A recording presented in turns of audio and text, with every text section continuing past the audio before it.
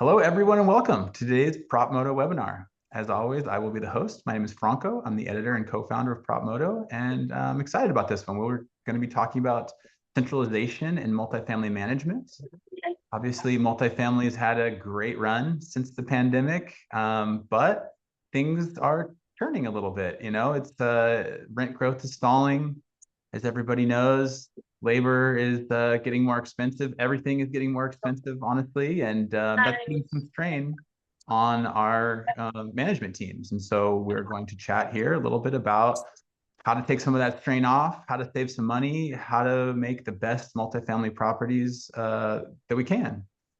As always, this is live, and we are happy to talk a little bit with you guys and answer some of your questions. So if you want to go ahead and throw some questions up in the Q&A or here in the chat, if they're pertinent and they're good, we'll go ahead and take them as they come. So thanks for your participation, and yeah, let's go ahead and get started. Want to introduce my great panelists. First, we have Lisa Ye. She's head of asset management at Elevate. That's the multifamily arm of KKR. Hi, Lisa. Good morning. Good morning. Thanks you for having me. Yeah, thanks for joining. Next, we have Brandy Rushing. She's VP of Sales at Deep Sentinel. It's an AI-powered remote liveguard security company. If you want to learn a little bit more, she said that really the video is where where her company shines. So I'm going to go ahead and drop in a link if you guys want to see some of video of her product in action. Hi, Brandy. Hello, thank you. Happy to be here. Yeah, happy to have you. And last but not least, we have Cyrus Claffey. He's founder and executive chairman at Butterfly MX. That's the leading access control company. Hi, Cyrus. Hey, Franco. Happy to be here to talk about centralization and how all of us on the panel can get the industry there quicker. Yeah, great. I know, like I said, there's so many strains. The industry, multifamily is going through a bit of a, I wouldn't say downturn. I think that's too early to say that, but certainly a slowing, right? I mean, we had such great numbers for so long, obviously during the pandemic and afterwards, that it was gold rush, and now, luckily, a lot more buildings are getting built, so there is a little bit more pressure in a lot of cities, and there's certainly cost pressure on all of the consumers out there, and we all feel it every day. So there's some things to address here, and luckily we'll have plenty to talk about. I like to start these webinars with a little bit of a state of the market, just to kind of bring up some of these points that I made, but maybe a little bit more succinctly. And so I'd like to kind of go around and ask you guys what you have seen as far as where we are with multifamily. And obviously this is, varies quite a bit by geography, right? If you're talking about, a Dallas compared to New York, compared to Seattle, right? Things are different, but I think there are some through lines in the market that we can kind of bring up, and table a little bit right now. So first, I just want to talk about, leasing activity, right? Rent growth, how we're looking. We have a couple forces kind of pushing and pulling things, right? We have, mortgages are still elevated. I think that's pushing a lot of people into renting, but, we also have wage growth slowing and, just general cost pressures. So, Lisa, I want to start with you on this, kind of what you guys have seen as far as it comes to leasing and where you kind of think the trajectory is headed. Yes, thanks for that. So, I think you pointed out it's very market specific. It all has to do with obviously the dynamic of the return to office balanced by the supply in the market. And so you have, certain markets, especially like in New York or in San Francisco, where they're still getting these double-digit rent increases because there hasn't been a lot of supply, and these markets have pretty much asked their employees to come back. Same thing with Seattle. I think there's a lot of growth there. Obviously, it's certain parts of Texas, especially Dallas, has also been growing. So again, these are just probably a couple markets, and then you have markets that are still being slammed by supply. We're not in these markets, but Nashville, obviously, it's high on the list, and then Charlotte continues to suffer from supply. Same thing with Atlanta. So it really boils down to the macroeconomics of these specific markets. And even within these markets, there's like micro pockets, right? Not all of Atlanta is is not doing well. There's certain pockets that Sure. are forming it up more. So again, it's like, it's location, location, location, and really fine tuning, really knowing these different pockets, and then, you know, where the supply is coming online, where do people want to live ultimately near their employment. I mean, in general, are you seeing kind of central business districts still holding, you know, a lot of the kind of market, or people like Not looking for other? necessarily. Yeah, it's all supply driven, right? There's certain pockets in Seattle where there's a lot of supply coming in the next couple of years. So those markets tend to be a bit choppy.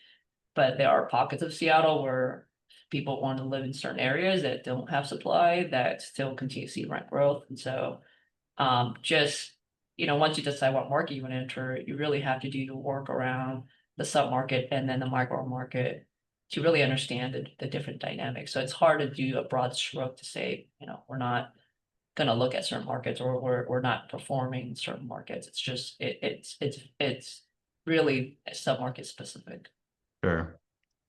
Cyrus, how about you? What have you seen from your clients about, you know, just kind of how things are going, the state of the market?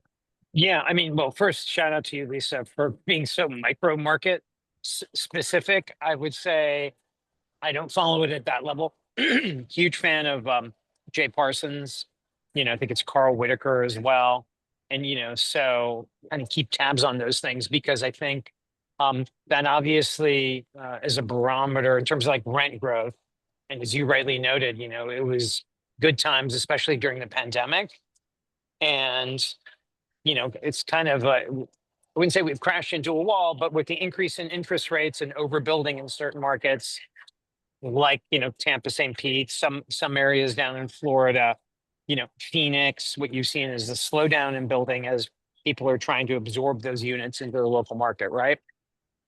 And I think the latest numbers they've kind of reported is, yeah, things are kind of flat to declining, which is not good for your underwriting models, right? Because that's not what you underwrite deals on. And I think so that's what we're seeing in those markets, you know, Southeast, in some areas, Southwest. Surprisingly, Boston has come back, which is like, all right, because that was one of the original markets Butterfly MX started in. So that's always good to see, like, that doing well. And I think Chicago to a lesser extent, but rents are so much below kind of, I'm from Chicago. That's why shout out to my original hometown. But what I was going to say is like, obviously this macro environment presents challenges and then opportunities, right? I think for people who are basically promoting or can provide a centralized solution, not to get ahead of ourselves. So that's kind of how I see things, Franco, is like, got my thumb on the market again, you know, listening to customers, but following kind of the rent stuff, the data that's being put out there. And then from there, kind of thinking more strategically about how we can play a role to help folks. Sure. Yeah. And, you know, Chicago is an interesting case study because some of the neighborhoods seem to be doing really well. Obviously, Central Loop, you know, even with the crazy incentives they're providing, it's hard to build there, you know, quite a few the offices. So yeah, it's really, really interesting. Yes, exactly. And like to Lisa's point, that, you know, it goes down to like sub-markets, micro markets, you know, what's hot, what's not. You know, no one market is kind of, you can't paint one market with the same brush. It takes more nuance. And I guess, look, that's what we're paid to do. We're industry professionals. So especially Lisa. So Brandy, interested to hear from you on this too. And, you know, I think you guys are obviously called in when there's, you know, particular needs for security, and, you know, maybe you can kind of weigh in on how that, you know, particularly weighs on leasing activity, right? I think, you know, that nobody likes to feel they're insecure in their home. Absolutely. And I was finding myself internally nodding as Lisa and Cyrus were talking about the markets that they kind of have their finger on, because where we are seeing the most family interest in our solution are in those markets: LA, Seattle, Denver, Chicago. You know, we've got areas in Texas and New York. And in these areas, security, it used to be a line item for liability prevention, and now it's really become a lever for growth, because when residents feel safe, it shows up in turnover and negative reviews. That leads to higher vacancy. And particularly when you're in that downturn and you see any slowing, it's really important to build value through differentiating at the property level. We had a survey last year of 1,000 renters, and we found that 71% of them thought their management could be doing more to make them feel safe. And now we do have these AI-powered live guard solutions that can stop incidents in real time, and that allows operators to justify rent premiums, reduce losses from vandalism or theft, and even insurance claims. So, as from the security side, we see properties that are turning to that, again, not to get ahead of ourselves, but a more centralized security model to save also in operating costs of AI plus guard solutions versus on-site guards. Well, it's a great transition. Obviously we talked about the top line revenue, so we want to talk about some of the expenses that pull from that, and costs for everything are going up. Labor in particular in certain cities especially is getting really difficult to find. I want to maybe talk about how that is making, first of all, where that's happening and where it's being felt the most. And second, maybe how that's making multifamily management teams kind of rethink the way that they do things. Lisa, I'm going to start with you again on this one. How are you guys feeling about your costs? Yeah, so I mean, when I look at any asset, I don't say, hey, let's figure out how to cut costs, because there's always an element of impact to revenue when you do it. And so what you're trying to do is if you can run the cost more efficiently, and there's no substitution from going line item by line item and asking, why do we have this software subscription? Why do we have this payroll? Why do we have this person? And so to add on what Randy's saying is that there's this I would say complacency when people just throw whatever everything that other people are doing. And if you're doing that, you're just going to get average results, right? You can't outperform if you're just doing what everybody's doing. What you should be asking is, okay, when I hire a security company, I pay what I get for. So if you're paying cheap, the service is going to be cheap, but it's not realistic to say there's just going to be these guards roaming around. That's going to protect everything in the building. What is the best use of that guard? Are there certain little pockets that they should be walking more because there's areas that are more high crime? Are there lights installed in certain pockets that maybe are brighter that you don't need the security guard? Or you could have what Brandy has, which is the digital. How do you really utilize it to the real estate? And what I think the problem is where people don't understand is you can't just say, I'm going to sign up to something and I'm going to do something and it's going to fix itself. You have to figure out how to best apply it, right? You can't just say, I'm going to do butterfly MX and I'm not going to have any access control issues. No, you have to actually dig in and say, how are people getting into the building? What's the best way to get in? Who's getting into the building? Check the log. Are there people come in and after hours? They shouldn't be, that it doesn't have a fob. So that requires a little bit more work beyond to just throwing stuff on assets. And so I'm really a believer of going through line item by line item and trying to justify what is the overall impact of having or not having, and is this the best use of our dollars? That's really interesting, that you can't just kind of go in and I think everybody kind of has a sense of that, right? There's certain things you can't slash all the way down to zero. Even if you slash them a little bit, you are going to negatively impact the operations of a building. I'm wondering, do you kind of maybe cut a little deeper for different asset classes, right? If you have a super luxury property, for example, I could see maybe saying, hey, we need all these things. This is, where this building stands. But when you maybe go down and you look at the kind of the class Bs, do you kind of say, or do you still take that same approach of hey, any cut we're going to do is going to come at the impact of the experience? I take the same approach, and the way I always frame the question is this a want or is this a need?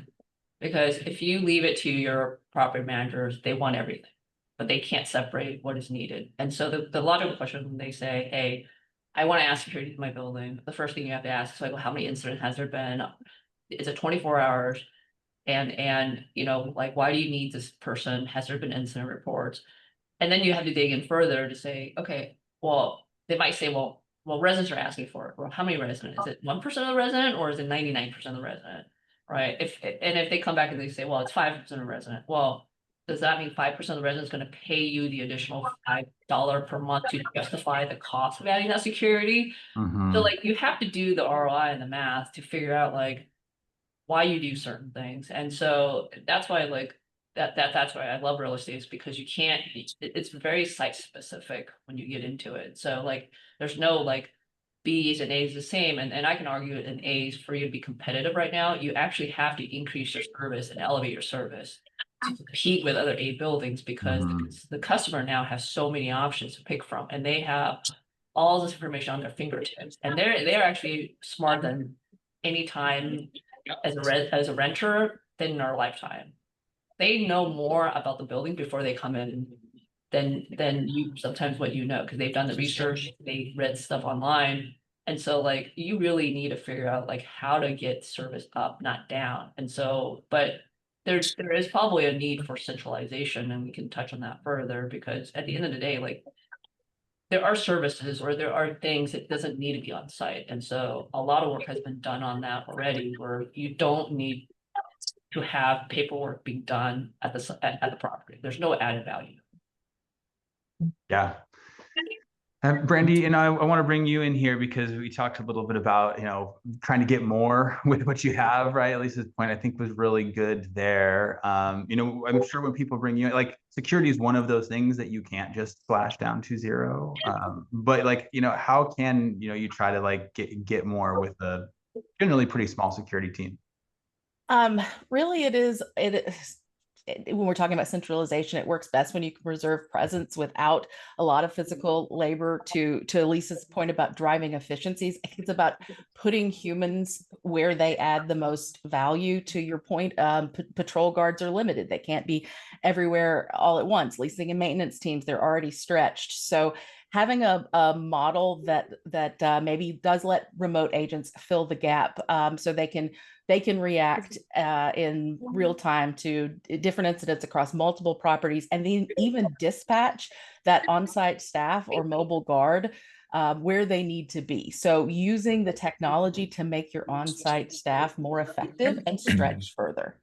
And also absolutely every single property it is different from a technological setup, what they need and what those pain points are going to be, and even what challenges is going to be to kind of getting that system operational so that it can be effective in amplifying your own staff. Mm-hmm. Like Brandy's right. The sophisticated thieves now these days, they will actually track the security guy's route, so they know when's the optimal time when he's not going to be there. Because if you think about the thieves, they now have more technology than ever. I've read articles where they're now using cameras. They put in different locations so they know where the guards are, and when people are coming in and out. So like Brandy's right, we need like a better defense system at this point, right? Well, and even having there are operators who say, okay, I'm just going to put 200 cameras on the property. I'm going to have a guard sitting watching that bank of monitors all day to prevent crime on the property. And the problem even with that is that you end up having so much dead air, and so you've got so much wasted time of that staff member because they're watching. They're not leveraging the technology. So with a solution like Deep Sentinel, the AI is that first lever and the level of protection that's going to weed out 97% of the noise, so that your human assets are only looking at what's important to them. And that is, I imagine, something that you can use across a variety of industries, not just security. Sure. Cyrus, I'm interested to hear from you about, efficiency, right? I think your solution can be used by quite a few teams to augment what they're doing and make them more efficient. So, how have you seen, this push to lower costs kind of affect how management teams are working internally?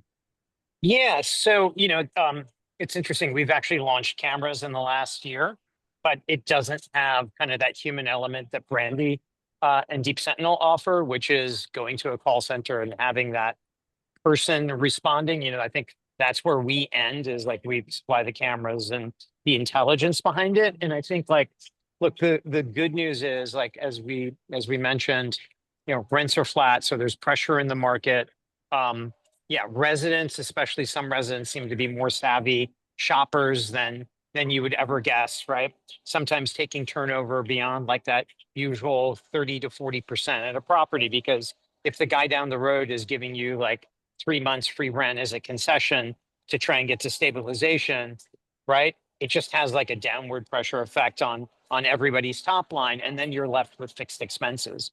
And so how can, and look, and traditionally technology is either going to drive that revenue to, like, if you're Salesforce, that's what you're helping to do there, or it's going to be something related to costs. And I think what's very interesting is the advent of intelligent cameras or AI enabled cameras, where it's really digital, image processing to try and figure out what is the camera seeing, going through kind of a decision tree. Is like Brandy said, the AI can basically help filter out a lot of the noise so that people at her call center, or if it's the property manager and they're not using something like Deep Sentinel, can kind of get ahead of things. And so one person can do more. And when one person can do more, what you've done is you've basically created cost savings at the property, which, Lisa can kind of use in one of two ways. Either you're reducing overall expenses at a certain property, or as we discussed on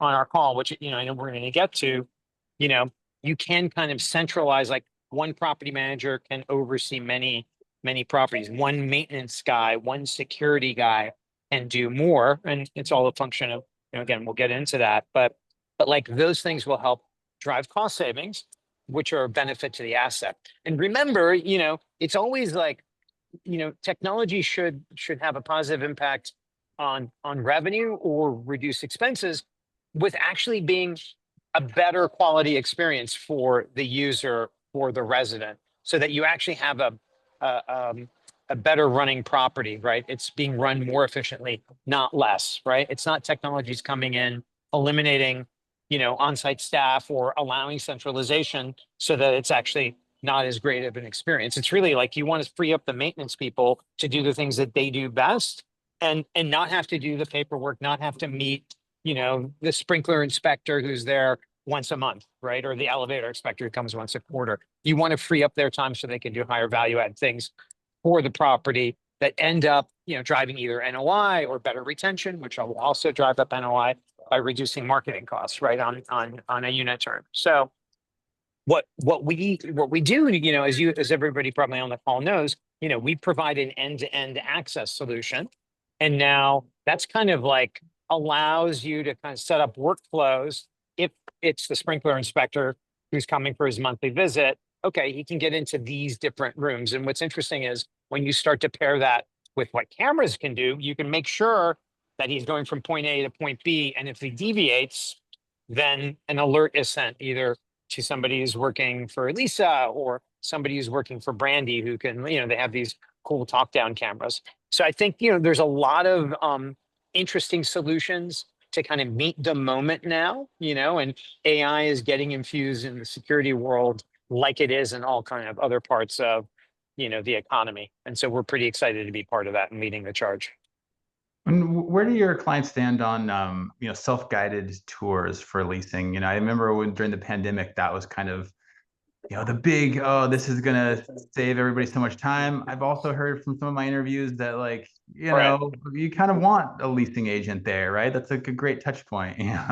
That's a great question, because look, in a way, you could argue one of the first forms of centralization. What's really cool is you look at a company like UDR shutting down all the leasing offices. Why?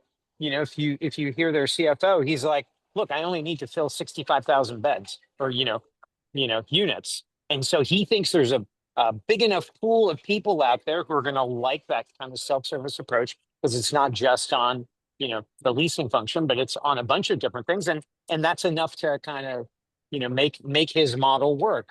I think what you find is, and I think Lisa's probably a great person to chime in on this, but yeah, like the initial thing was, okay, it looks like the close rate's a little bit better than in-person leasing. Why? Well, it's the same talk track, millennials, now Gen Zers, they don't want to kind of have to be, crowded with a salesperson, kind of given the sales pitch. they are very much digitally enabled, so they can go figure out this thing. They're looking at building comps and so on. I think that was the original talk track during COVID, especially. But I think we've also seen, or at least in my experience, right?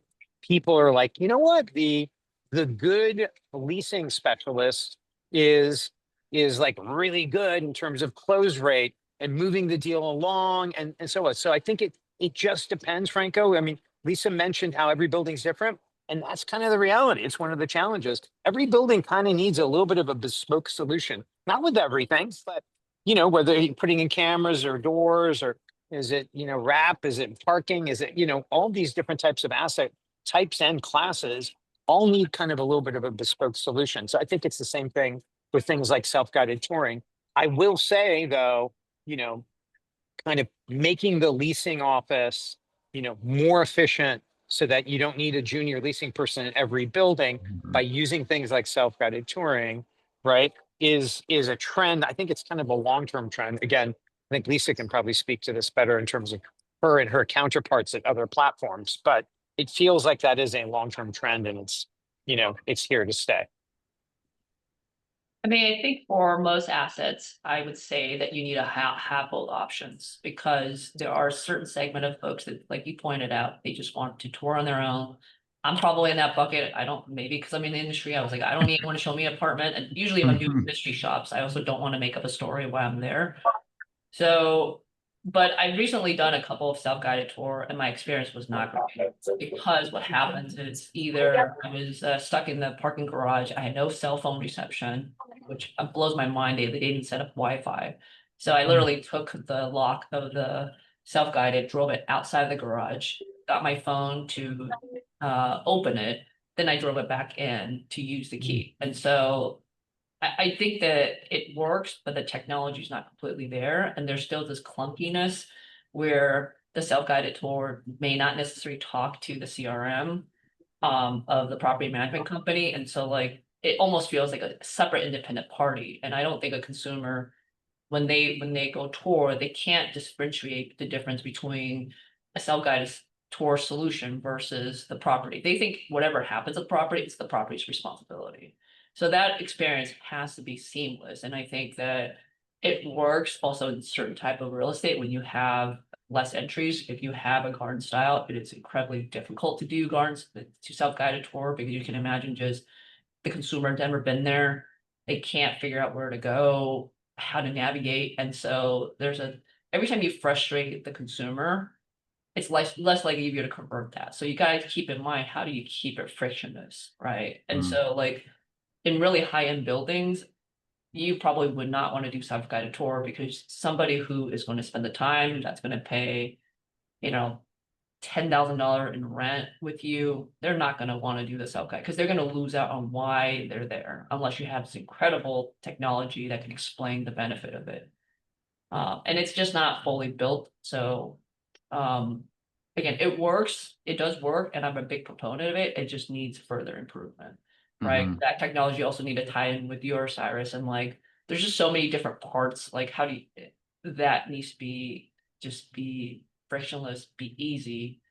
But I also hate the fact that if you have to schedule an appointment with somebody and you're forced to show up at that specific time, it also doesn't work, because not if the leasing office coincidentally is always open during people's work hours. I find that incredibly frustrating, because they should be open when I'm going to be touring, not when they're available. Right. So like, if you're at work, how are you going to go and tour these buildings? And so like, the leasing office also need to figure out how do they tweak their hours based on when they get their tour volume or when they get calls. Yeah, it makes a ton of sense.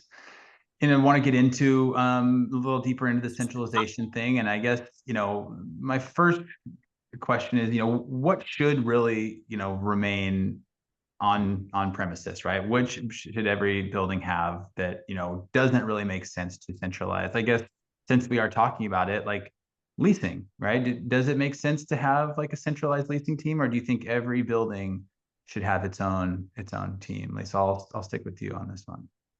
I think the best practice is to have a blend, because I would say probably 7 out of 10 phone calls never lead to a tour. So do you really want your leasing consultant sitting there, their valuable time to be fielding these calls, right? So there needs to be a centralized call center or some sort of leasing where they vet the customer. So, and schedule the tour and make sure that person is qualified, is be interested before they schedule that appointment. So the leasing person is either there to close on the renter or be there to answer questions or to provide service, not necessarily being there to screen. And so there's probably a series of like a bunch of other examples where it needs to still be that blend of both.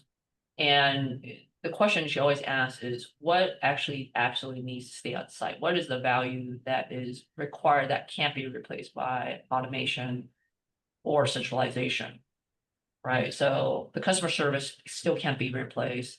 There's a certain element when you close, when you interact, when somebody wants to ask you a question, either you got to answer their questions right away through whatever means, or there needs to be an actual person there to actually to be there to answer. Yeah, great point. Brandy, I want to maybe ask you, what do you, obviously security can't be fully kind of outsourced, you know, you need to have someone on site, but what can, right? And how much, you know, how far can that go? And at what point do you say, no, you need to have this kind of at one of these at each property? Well, at some properties, I think security has been one thing that has been kind of completely taken over by remote guarding. But more often, we see a hybrid approach where an operator will be able to reduce the cost of their on-site patrol, or reduce the cost of their mobile patrol, and make it more effective by turning to a remote guard solution to have more coverage with fewer personnel. So I definitely think that is something that can be done. When we talk about centralization, it's got to include real-time situational awareness, because physical vulnerabilities, they grow when your visibility shrinks. So you know, I think it was Lisa that mentioned that one manager may oversee 10 sites now remotely, and you can't manage or protect what you don't see. So physical blind spots in garages and stairwells and mail rooms become the risk zones. And things like tailgating at gates, or loitering in garages, or transient activity in stairwells, these are all of the things that tend to escalate really quickly when you don't have a lot of on-site presence or the appearance of on-site presence. So solutions like a live guard service, they solve that because it gives the remote team the eyes on the ground, but it also gives that real-time response to a situation. So it does give that presence that you need. And what I mean is that it's somebody that sees a suspicious situation and is there within 5 seconds to say, hey, what are you doing? Are you supposed to be on property? And that is going to make that one security guard that is there seem like a full team, because you know they've got some superpowers behind them. Great. Cyrus, what do you think? I mean, what are some of the things that, you know, really just need to stay on and be augmented, and versus, you know, being centralized? I mean, so this is a huge issue with anybody who's invested in electronic locks, Franco, in the last 10 years, where basically having something like an on-site server, which requires periodic updates. I mean, actually, you know, constant updates, because you have new people like moving into the building all the time. But like when you need to update like the application itself, it can create tons of problems, requires, you know, having the vendor who put it in, hopefully he's still around, or offers a maintenance. I mean, these are all kind of the devil is in the details about things like, you know, cloud-based and on-prem security systems. So really what you've seen is kind of moving towards the cloud-based access control, cloud-based cameras, and so on and so forth, because of just these like maintenance issues where basically like your existing lock system doesn't get updated. People get a mobile app update, and then whatever, everybody's like banging on the doors of the leasing office, like, hey, I can't get into my apartment. So I think what's real interesting, because I go to all kinds of trade shows, mostly real estate trade shows, but when you go to the security trade shows, guess who's totally on-prem? People at nuclear power plants. They're like, we can't afford any amount of risk. We're going to basically be disconnected from the network. Hopefully that works, especially if you live nearby one or developing or have a site near one. But what I was going to say is, so it's this move towards cloud, which because the maintenance is so much better because it's mobile first, mobile centric, which has really been a game changer in allowing people to now adopt some of these technologies that they otherwise wouldn't have because of maintenance issues or cost prohibitions. Because anything that's like requires the on-site implementation is also just going to be more expensive than something where it's like you basically have a client on site, at the property, and it's communicating to the cloud. So I don't really see many things being on site. Now, that being said, to take everybody, I don't know how many technical people are watching this, or if it's, regional managers who have had to get in and like work with security vendors. But I will say the following. One of the big issues that you run into with video is its bandwidth requirements, right? I mean, if you have all these cameras streaming, like kind of I think the technology stack today is you're going to have some sort of on-site hardware device that might be doing some processing and then kicking up like unusual anomalies and events to the cloud, whether it's to Brandy's service or to our service or what have you, right? So there is this hybrid approach just because the reality of bandwidth consumption by cameras is so high. And so it's like one of these technical things that you have to like figure out how to like properly configure your network and your network topology in order to deal, in order to deal with that. So, and the one thing I will say to everybody who's watching is make sure your cameras are on a separate network from the other things. Drive that Wi-Fi vendor to provide that separate network, get your money's worth,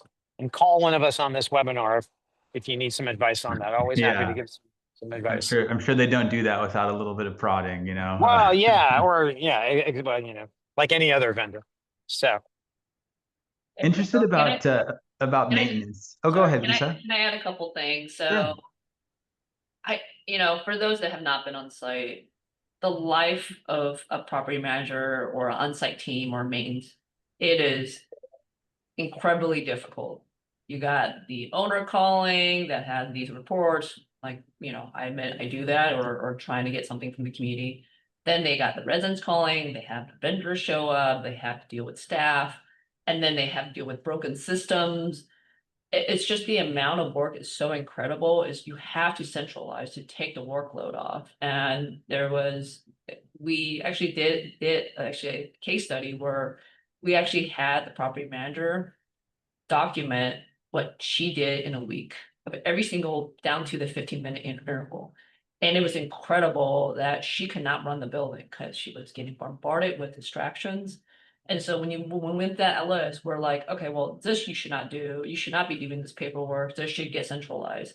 Okay, well, you shouldn't be like doing time cards, which is like you shouldn't have to approve time cards. That should just go to HR. So you start shifting away non-value work that could be done somewhere else. And that's where you look for centralization opportunities. And so I think it hasn't been a solution on the maintenance side, because at the end of the day, maintenance is still a very technical work that you have to do. What I've seen where the centralization can happen is the allocation of work orders. So there's a centralized position like a coordinator that can look at all the work orders and start assigning that to specific folks.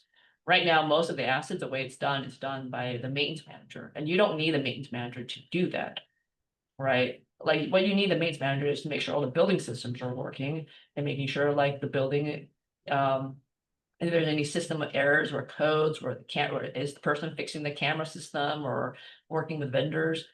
And so there are ways that you can alleviate work, but you have to first understand what each person's doing and how they're spending their time. That's how you figure out what you can remove from them and not distract them from what they're supposed to be really good at, which is to run the building and maintain the building and lease the building. Hey, Lisa, Franco, if I can just jump in and ask Lisa a quick, hey, so, during our practice call, I think that you kind of laid out how, basically one of the central tenets of centralization is co-location of the physical assets. And I'm kind of curious whether And certainly, right, because of the nature of maintenance, right? You don't know what you're getting into. There's the scheduling, there's the this, there's the that. There's a lot of opportunity for like downtime, right? So where it could be very hard to centralize if your assets are like in a long distance, right? Because you got to drive an hour, blah, blah, blah, all this. So my question to you is, have you seen though any sort of, or have you piloted any successful centralization of the maintenance function with assets that are kind of physically co-located, however you want to define that? You can, but the buildings have to be somewhat similar, because you can imagine just on the access control, whether it's different, just imagine for maintenance, if the appliances are different, the parts are different, the building system's different, even the sprinklers. Interesting. And so like, unless they figure out how to make sure all the parts are on site, it's really hard for you to just jump in the van and be like, I'm just gonna drive from one place. So there needs to be a certain level of standardization of like apartment finishes and parts. And so the REITs are really good at saying, I don't care, I'm gonna buy the same toilet lid for all my buildings. So my mains guy can just carry one type of toilet lid that fits on all toilets. Same thing with like fixtures. So you have to standardize before it to be successful to centralize. Otherwise, that guy, he's gonna be running around trying to figure out what parts. And when you look at an Right. apartment, there's so many configurations of parts that like, you don't want him to be, he's probably gonna be looking for the part longer than he's actually doing the work. Mm-hmm. But you Lisa, you do talked. it, but again, you have to set it up for them to be successful. You can't just throw them in a van and say, hey, good luck, guy, here's some tools and get to it. Yeah, so if you're just kind of an acquirer or whatever, and like you're buying from a It has merchant to be builder, intentional. you're You gonna have to yeah, set it yeah. up, right? Got Like it. same thing with like you, it's like, it would be great if all the building system have the same control access system, right? We would like that. Yeah, Yeah. we hope it's butterfly with Right, Deep Sentinel on the back then end just think about it, monitoring and it. all the communities can have the same fob, like the same way to get in, actually not fob, same way to get in, get rid of all the fobs, get rid of, like, figure out, but then you gotta get all the smart locks, all the same, so like. That's why real estate could be complicated when you start thinking about it. But again, it has to be intentional, you have to plan for it, you can't just say like. Hey guys, I just want you to cover different sites, because those usually will end up failing, because you can't have them just drive across town fixing toilets if like they have to carry all these different parts. Mm-hmm. You talked about the maintenance manager, Lisa, and some of their role is to kind of diagnose, hey, like not just kind of fix the symptoms, diagnose the problem, right? Say, okay, we're getting multiple issues with this kind of fixture, with this AC unit. A big pitch of a lot of building management systems is, okay, well, we have an AI that can kind of look at that and help with that. Does that maybe pull a little bit off? Like, can that building manager be centralized now, where you can have one that can kind of oversee a bunch of buildings? Or do you think that, these buildings are so complicated that each one needs to kind of have its own person to really know the ins and outs of it? I think that with the advancement, I think we'll get there, but I think as Brandy pointed out, you still need some kind of hybrid solution. Mm-hmm. Because again, I'm a big fan of AI adoption, but at the end of the day, it's mostly right, not always right. And you still need a human component behind the AI. Yeah, it's hard to just blindly trust an AI, especially when the decisions are this big, right? Yeah. Yeah, if I may, it really is, AI is an incredible analyst, but it lacks intuition and sometimes context. So it's powerful, but it's not always as perceptive. So it can tell what's happening, but not the why. And so that's where we talk about having humans in the loop. AI to kind of do that speed work, and then humans to add the judgment, the accountability, the empathy, and sometimes the ethics behind it. Yeah, that's a great point. I mean, especially when you're looking at something like security, right? I just read today that some kid got arrested because he had a bag of Doritos that the AI associated with a gun, right? However he was holding it. And so, is that the standard operating procedure for you guys, is to kind of flag it with the AI, but make sure you have a human come in before you call the police or escalate things? 100%. The way that Deep Sentinel works, our AI is designed to inform our guards about human activity, because if there's a person in the field of view, then they could be up to no good, or they could be a resident, and it is up to the guards to look at the context clues and identify which is the case. And if they can't tell, then a human can reach out and say, hey, you there in the green hoodie, is there anything I can help you with?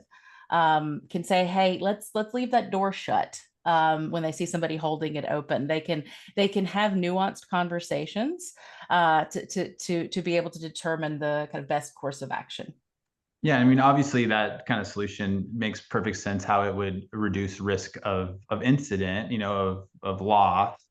But does it also help reduce the risk of, possible litigation, right? Again, I'm thinking about if someone says, hey, I was targeted because of the color of my skin or who I am or how I look.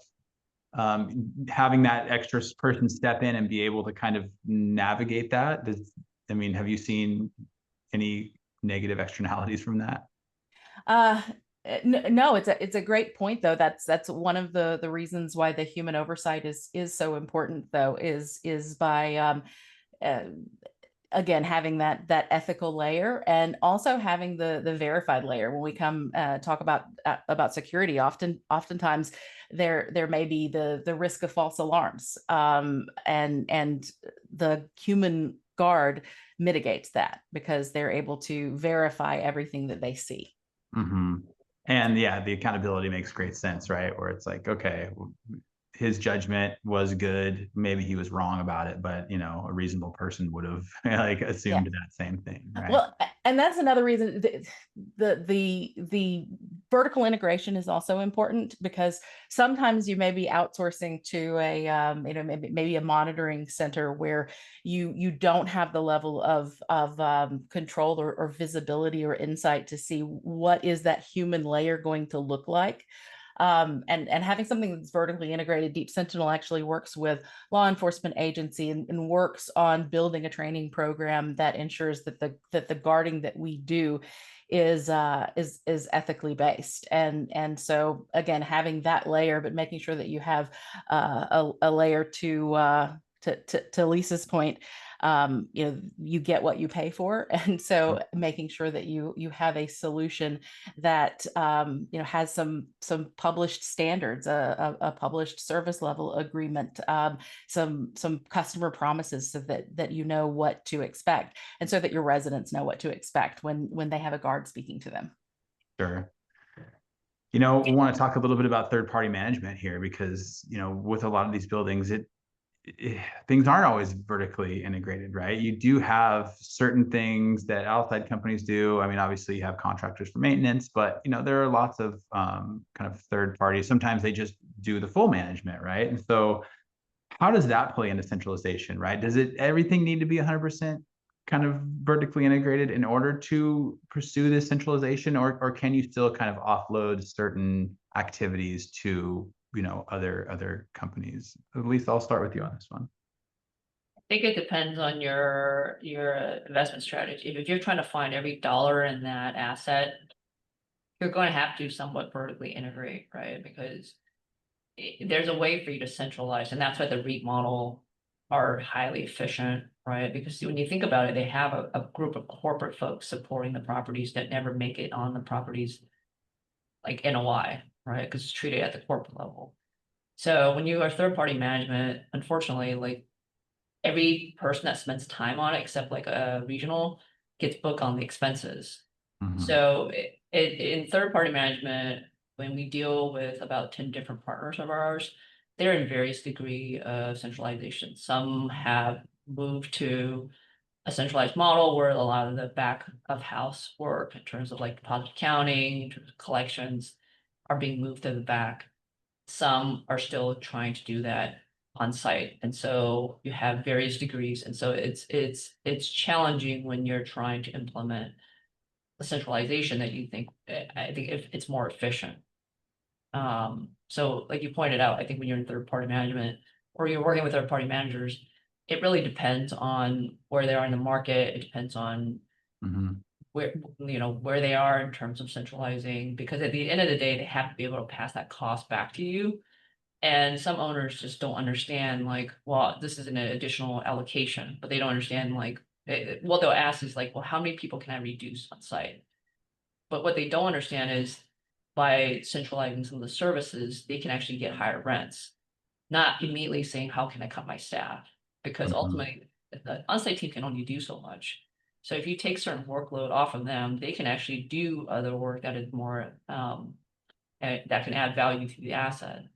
And that's really the disconnect, is that a lot of folks, they said, we don't want the allocation, we don't want a centralization because it adds expenses. So unless you can cut payroll, I don't want to add on to it. So they're missing the point about, no, that's how you're gonna get higher rents. It's not about expenses. It's easier to get $1 rent than it is to cut $1. Mhm. Absolutely. Cyrus, what do you see when you work with your clients when it comes to bring third party? I mean, we already talked about, access, like doing the software of access control is something that is obviously out of the purview of most, management teams or, on-site teams. But what other things do you think are, able to bring on a third party or really just better done in-house? Yeah. So first of all, I'm about to join a fiesta. So if you guys hear some background noise, uh, It's okay. apologize. It's my welcoming committee. I just got to San Francisco.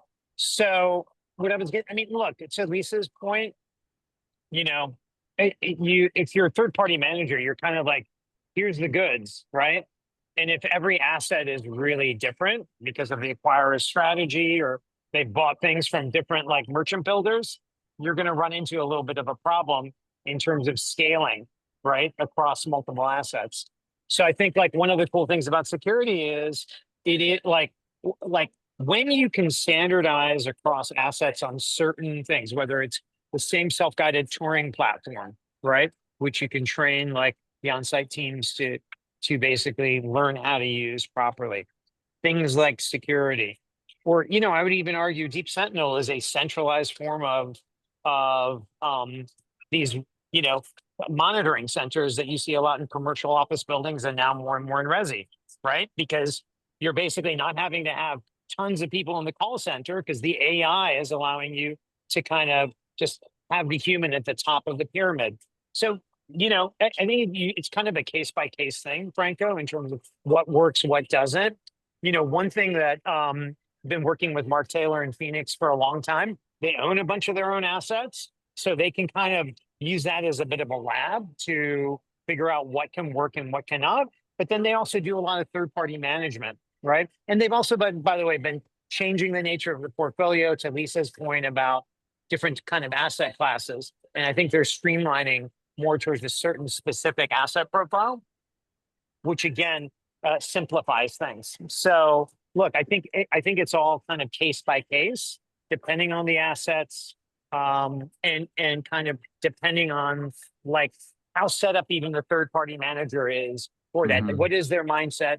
What's their mentality? Remember, some third party people make money on, like on kind of billing and headcount and things like that. So, you have to get them comfortable that in the long run, the asset is going to perform better. They get more business, right, from actually helping maximize this asset. Fewer unit turns, right? Obviously, then you can increase rents, things like that. So I think it's like a dynamic, fluid situation that is basically you have to look at it almost on a case by case basis. Right. Brandy, I know a lot of companies do third-party security. Does that change how you guys work with them? I mean, does it make more sense to have them everything in-house, or does a third-party, security company work just as well? I haven't seen a significant difference between having the in-house security versus a third party. A remote system can dispatch either. Certainly having somebody on site, the response is going to be quicker. But I think also when we talk about some of the expenses of bringing some of the centralization, some of this technology on board, that there's also a misconception that it's going to be very expensive to do. So, Cyrus, when third parties are looking at, is it going to be worth it to the property, there is typically that they're coming at that from thinking, I'm going to have to kind of rip and replace everything to make a centralized solution work. And the good news now is that modernization doesn't always mean replacement. There are tons of AI-enabled analytics that can be added on to existing infrastructure. So, owners, third-party managers can protect an investment in existing hardware and in existing resources while still unlocking some of those centralization advantages. With our last remaining minutes, we haven't talked that much about AI, which is shocking because I feel like that dominates so much of the conversations that I'm having recently. I've seen some pretty amazing things about how AI can, basically have full conversations with, tenants, prospects, everybody. Do you think that, we will eventually get to the point where we are going to be able to hand things over to AI and, obviously with some oversight, but it seems to be like top of the funnel. I think people are kind of betting on the fact that AI will do most of this kind of conversation. Lisa, what do you think? I think so. I think I read that AI is the fastest technology that humans have ever adopted in terms of how fast it's growing. And I think there's just so much potential, especially in the health sector. So if AI can tackle health, you betcha they can tackle property management. Mm-hmm. Yeah, whether it's ensuring gates are closed or amenities are secure, rules enforced, I definitely think that there's a next phase of applying that reach to property management supervision. Well, what about a step further? I mean, do you think instead of having a human step in and say, hey, should you be on the property, that we could have an AI assistant that can handle that too? Oh, yeah. Oh, yeah. Yeah, I mean, I'm a little torn because I still think people want to see people, but I mean, that's my generation. But I think that there are actually robots in Japan where you can, in hotels that you could stay in where there's no humans. And I'm still a little weirded out by it. So I think maybe, I'm a slower adopter to that, but I still prefer to see a human. I see we've got this AI deterrent on our cameras that just comes on ahead of the guard to kind of take up that couple of seconds between the motion detection and the guard coming on. And you can tell that it is a recorded voice. And I see people look at the camera and say, oh, that's just AI, or that's just a recording. And they'll go back to doing what they were doing already. And it's that person coming on that ends up getting them off the property, adding again that human element and the personalization. So I think that where AI crosses that gap is going to be when they can do a better job mimicking a person. Yeah, you gotta start using Grok. No, I mean, listen, I think for us, the way we're looking at it is access is who you are. AI cameras are what are you doing? And we're melding those two things, Franco. So like what you want to use it for is instead of like the property manager being notified after the fact that something happens, they're notified real time so they can be responsive. Or if you're using like Deep Sentinel, that guy in the call center can use the top-down functionality. But for us, it's going to be so integral in terms of mapping out what people do, where they go, not just for security, but Lisa, don't you want to know how long people are spending in the amenity space versus the basketball court or versus wherever it is, right? That they like a small co-working space. Absolutely. Right. So that's where we think like, again, access is who you are, cameras are what you're doing. And the AI is kind of stitching together the narrative that helps people manage the building more efficiently. And like, hey, if it's high rent, you're going to want like a personalized touch. You want to make sure those people re-up so you don't have to remarket and turn a unit, right? So all of these things, I think, work together to deliver a better experience and hopefully a better performing building. And I think that's why we're in business. So. Well, great. gonna have to end it there. This has been super fascinating. I appreciate all of you coming on and chatting. Yeah, if anybody has any questions for any of the panelists, I'd be happy to introduce you. Just send me an email. It's franco@propmoto.com. That's FRANCO@propmoto.com. Lisa, Cyrus, Brandy, thanks for joining me. Muted. Thank you.